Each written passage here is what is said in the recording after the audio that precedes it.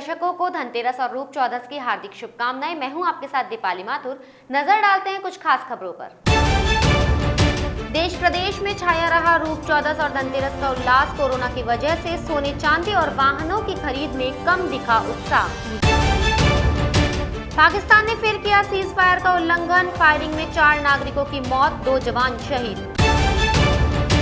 आयुर्वेद दिवस पर राजधानी जयपुर में हुआ राज्य स्तरीय समारोह। मंत्री रघु शर्मा ने कहा, आयुर्वेद वैकल्पिक नहीं, स्थापित चिकित्सा व्यवस्था।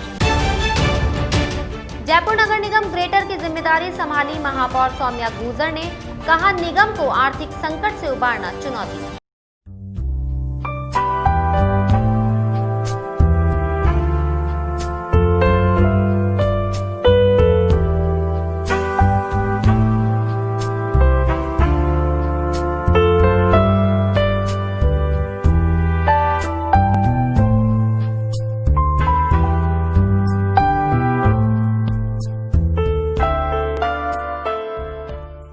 एक हमारा एक तुम्हारा, दीप जले चमके चौबारा, मिलजुल पर्व मनाना साथी, दीपक एक जलाना साथी। ये पंक्तियां इतना बताने के लिए काफी है कि दीपोत्सव के महापर्व की शुरुआत हो चुकी है। 4 दिन और आस्था के अलग अलग आयाम। सबसे पहले गहरे तक रची बसी धनतेरस। कार्तिक कृष्ण पक्ष की त्रयोदशी पर धनाध्यक्ष भगवान कुबेर का पूजन और प्रतीक स्वरूप आवश्यक वस्तु का क्रय इस पर्व की प्रमुख मान्यता है। इससे समृद्धि, सुख और सौभाग्य का आगमन होता है। आख्यान है कि इसी दिन समुद्र मंथन में भगवान धन्वंतरी का प्राकट्य हुआ था। उन्होंने ही आयुर्वेद का उपदेश दिया। वहीं दीपावली पर इस बार 499 साल बाद ग्रहों का दुर्लभ संयोग देखने को मिला। पहले वर्ष 1521 में ऐसा संयोग पड़ा था। अधिक मास के चलते तिथियों का फेरबदल होने से इस बार धनतेरस और रूप चौदस का पर्व एक ही दिन मनाया गया। दीपावली महोत्सव के तहत गुलाबी नगरी सहित रूप चौदस का त्योहार पूरे प्रदेश में हर्षोल्लास के साथ मनाया गया। सौंदर्य के प्रतीक इस पर्व के मौके पर कुछ महिलाओं ने ब्यूटी पार्लर का रुख किया तो कुछ महिलाएं 16 श्रृंगार में जुटी हैं। इस दिन महिलाएं अपने सौंदर्य को निखारती हैं। कुछ ऐसा ही नजारा रूप चौदस के दिन देखने को मिला। महिलाओं ने अपने घरों पर ही उबटन से अपना रूप निखारा तो कुछ ने ब्यूटी पार्लर जाकर अपनी खूबसूरती में 4 चांद लगा दिए। कार्तिक कृष्ण पक्ष की चतुर्दशी नरक चतुर्दशी कहलाती है। शास्त्रों के अनुसार इस दिन ब्रह्म मुहूर्त में स्नान करने और देवताओं का पूजन कर दीपदान करने से पाप कर्म नष्ट होते हैं। मान्यता है कि भक्ति, शक्ति और बुद्धि के प्रतीक हनुमान का अवतार भगवान राम की सहायता के लिए ही हुआ था। कार्तिक कृष्ण चतुर्दशी उनके प्राकट्य का दिवस है। आज के दिन जो हमारा काम है पिछले साल से बहुत ही कम है। हमें जो एक्सपेक्ट था काम उससे कम है, बट फिर भी हमें खुशी है कि क्लाइंट्स आए हैं यहाँ पे तैयार होने के लिए, सजने संवरने के लिए। उनके लिए हमने जो भी हमारी फैसिलिटी हो सकती थी, डिज़ाइनर मास्क हमने उनके लिए बनवाए हैं। मेकअप में हमने उन्हें आई मेकअप बहुत सुंदर करके दिया है, जिसके अंदर ग्लिटरी आई मेकअप दिया है, क्योंकि क्लाइंट्स ने कहा हमें पूरा दिन फेस मास्क लगा के रखना होता है तो मेकअप तो दिखेगा नहीं इस बार। तो फिर हमने उनके आई मेकअप को बहुत सुंदर किया है। और साथ ही साथ मेकअप में हमने एयर ब्रश मेकअप किया है, जो कि नो टच मेकअप होता है, वो हमने किया है। और सारे सैनिटाइजेशन का हमने ध्यान दिया है और क्लाइंट्स को जल्दी से जल्दी क्विक सर्विस देने का हमने उन्हें प्रॉमिस किया है कि आप जल्दी आएंगे और हम जल्दी आपको रेडी करके भेजेंगे। प्रदेश भर में दीपोत्सव की धूम मची हुई है। आयुर्वेद के प्रवर्तक भगवान धन्वंतरी की जयंती भी पूरे उत्साह के साथ मनाई गई। धन्वंतरी जयंती पर जौहरी बाजार के धन्वंतरी औषधालय में भगवान की आरती उतारकर अच्छे स्वास्थ्य और धन धान्य की मंगल कामना की गई। देश भर में भगवान धन्वंतरी की पूजा कर धनतेरस का महापर्व मनाया गया। धन्वंतरी भगवान की गत वर्ष 100 वर्ष हुए हैं। आज 101 वर्ष हो करके 3 महीने हो चुके हैं और इसकी 101 वर्ष से धन्वंतरी भगवान की पूजा अर्चना हो रही है। और इसके सभी औषधियाँ, च्यवनप्राश वगैरह सब स्वर्ण युक्त औषधियाँ, मोती की औषधियाँ, चांदी वगैरह की औषधियाँ हमारे पूरे देश में, पूरे दुनिया में प्रसिद्ध है और इसकी खूब अच्छी बिक्री होती है। का जो है यहाँ पर हमारी मूर्ति लगी हुई है बहुत पलुसी, और इनकी हम पूजा करते हैं और इन्हीं के आशीर्वाद से सब चल रहा है। वो यहाँ पर जो है वैद्य जी महाराज जो है उन्होंने लच्छी राम जी ने उन्होंने चालू किया था बहुत पहले इन्होंने, और तब से ये चल रहा है। और हम जो औषधियाँ बनाते हैं वो विशुद्ध, मतलब पूरे उसमें शुद्ध बरतते हैं, बच्चे क्वालिटी की चीज़ काम में लेते हैं और हमारी औषधियाँ सबसे फेमस हैं। कोरोना का असर इस बार दिवाली की रंगत पर भारी पड़ा है। हालांकि दीपावली पर बाजारों में रौनक छाई रही, फिर भी धनतेरस और रूप चौदस के दिन आशा के मुताबिक बाजार में रंगत नहीं छाई। धनतेरस के दिन बाजारों में भीड़ तो उमड़ी, लेकिन लोगों के मन में पहले जैसा उल्लास देखने को नहीं मिला। ऐसा माना जाता है कि धनतेरस को खरीदी जाने वाली वस्तु शुभ और लाभकारी होती है। इस दिन शगुन के तौर पर भी वस्तुओं की खरीदारी होती है। विशेषकर सोने चांदी की वस्तुओं की खरीद को शुभ और फलदायी माना जाता है। यही वजह थी कि कोरोना के बावजूद लोगों ने ज्वेलर्स की दुकानों और शोरूमों की ओर रुख तो किया, लेकिन आर्थिक मंदी का दौर उनकी जेब पर साफ नजर आया। ये बाज़ार की जो हालत हो रही है इस समय, कोरोना जो महामारी है उसका इस समय विकराल रूप है। और इस समय जो कोरोना महामारी है वो 60 साल से ऊपर वालों को अटैक कर रही है। तो उस हिसाब से बाज़ार के अंदर रौनक बिल्कुल नहीं है। कल धनतेरस है, आज धनतेरस का पहला दिन है, उसके हिसाब से अगर देखा जाए तो 10% व्यापार नहीं है। कल देखते हैं क्या रहता है। अच्छा रहे, बढ़िया रहे, देश में खुशहाली रहे, यही कामना है। और सबको दिवाली की बहुत बहुत मुबारकबाद। आने वाले जैसे अब सीजन आ रहा है, शादियों का सीजन आ रहा है, उस रूप में आप कोरोना को देखते हुए किस रूप में देख रहे हैं आप? अब शादी ब्याह में भी क्या है, सबकी लिमिटेशंस है। आज 200 आदमियों से ऊपर की परमिशन नहीं है, तो उस परचेजिंग का चार्म ही नहीं किसी में। ना तो वो कपड़े सिलवा रहा है, ना कोई गहना खरीद रहा है। मतलब जिस चार्म से शादी ब्याह हुआ करते थे वो चार्म नहीं है लोगों में, वो उत्साह नहीं है। हर आदमी डरा हुआ है। मतलब धनतेरस के ऊपर जो चांदी का आइटम खरीदने का एक क्या प्रतीकात्मक रूप से लोग ले जा रहे हैं या वैसे कोई व्यापार चल रहा है? नहीं, प्रतीकात्मक यही चांदी खरीदना शुभ माना जाता है धनतेरस के दिन। तो उस हिसाब से पूजा के लिए हर आदमी चाहे वो सिक्का ही ले, एक छोटा सा 5 ग्राम का सिक्का ही लेता जरूर है। मेरा Daulat Phagiwala, gold palace, Mahavir jewellery private limited, Tripoliya gate, Jaipur. भगवान कुबेर धन के देवता माने जाते हैं। उनके पूजन से समृद्धि और ऐश्वर्य का आगमन होता है। उसी के प्रतीक स्वरूप खरीदारी होती है। वैसे तो जरूरत के किसी भी सामान की खरीद की जा सकती है, पर बर्तन खरीदना विशेष शुभ माना जाता है। दुकानदारों का माल बिकता है तो उनका उत्साह भी बढ़ता चला जाता है। यही कारण है कि कोरोना के बावजूद बाजारों में बर्तनों की जमकर खरीदारी हुई। बात बर्तनों की हो तो परिवार में सबसे आगे महिलाएं ही रहती है। बाजार में धनतेरस पर बर्तनों की खरीदारी हुई। बर्तनों की दुकानों पर खरीदारों का तांता लगा रहा। हालांकि महंगाई की मार और कोरोना का असर बर्तनों की खरीदारी पर जरूर नजर आया।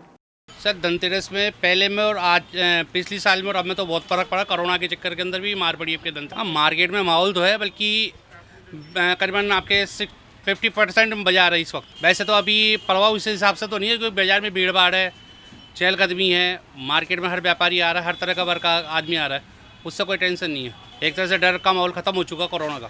सजना है मुझे सजना के लिए, सजना है मुझे सजना के लिए, जरा उलझी लटे सवार दूं, हर अंग का रंग निखार दूं के सजना है मुझे सजना के लिए, सजना है मुझे सजना के लिए।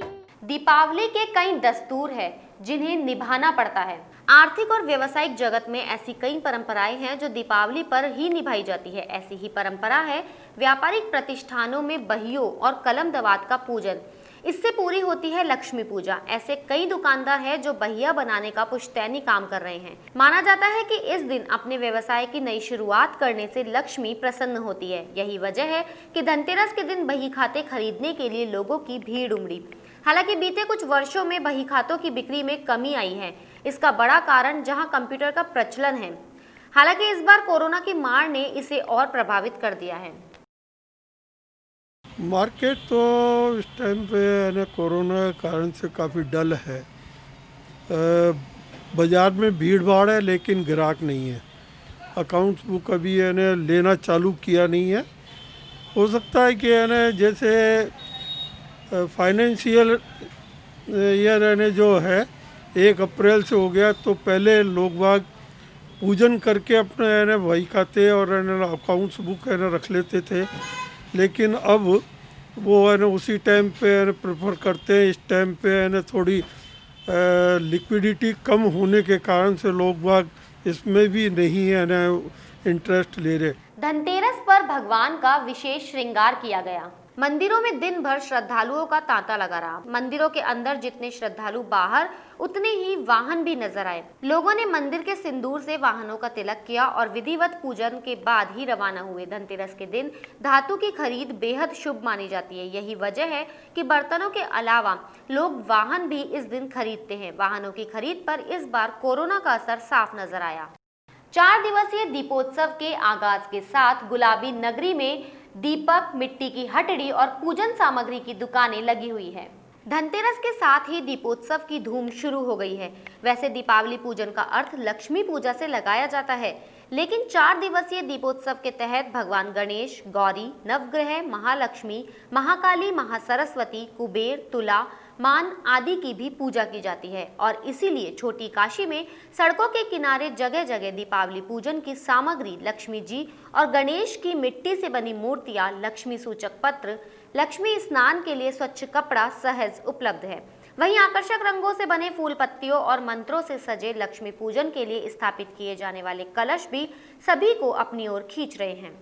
भारत को पर्वों का देश कहा जाता है। यहाँ प्रतिवर्ष कई तरह के त्योहार मनाए जाते हैं, जिनमें से दीपावली एक है। इस बार देश ही नहीं पूरा विश्व वैश्विक महामारी कोरोना से लड़ रहा है।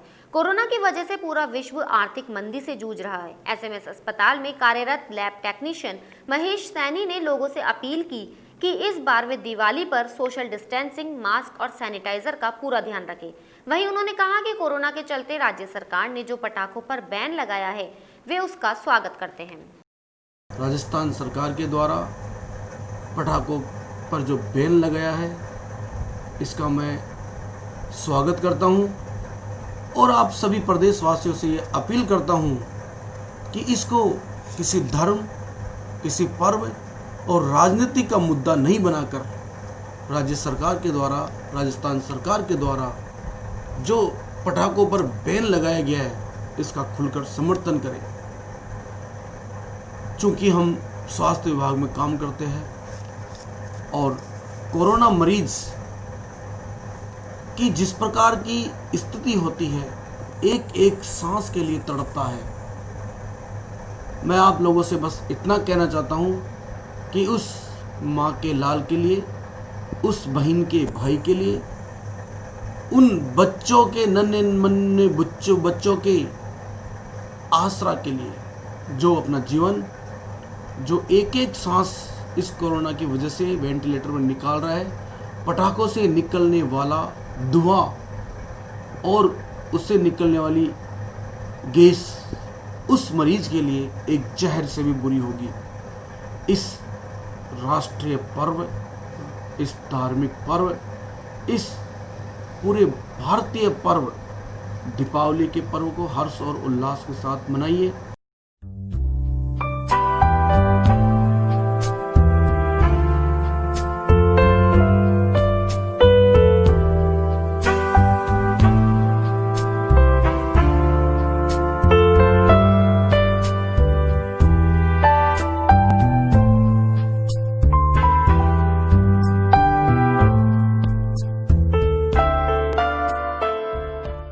मिष्ठान के बिना दीपोत्सव अधूरा सा लगता है। जितनी बड़ी दुकान उतनी शानदार पैकिंग और उतनी ही भीड़। फ्यूजन के इस दौर में मिठाई भी फ्यूजन से बची नहीं है। फ्यूजन कर नए जायके तैयार किए गए हैं। साथ ही मावे और ड्राई फ्रूट सहित बंगाली मिठाइयाँ दीपावली पर्व में मिठास भर रही है। वहीं इस बार कोरोना की वजह से मिठाइयों की दुकानों पर वो भीड़ नहीं है जो होनी चाहिए। आप देखेंगे भाई साहब, अब तक दुकानें बाहर लग जाती थी, लेकिन इस साल ये हालत है कि अभी तक कस्टमर नहीं है दुकान पे सिंगल। हमें फुर्सत नहीं मिलती थी इस टाइम पे।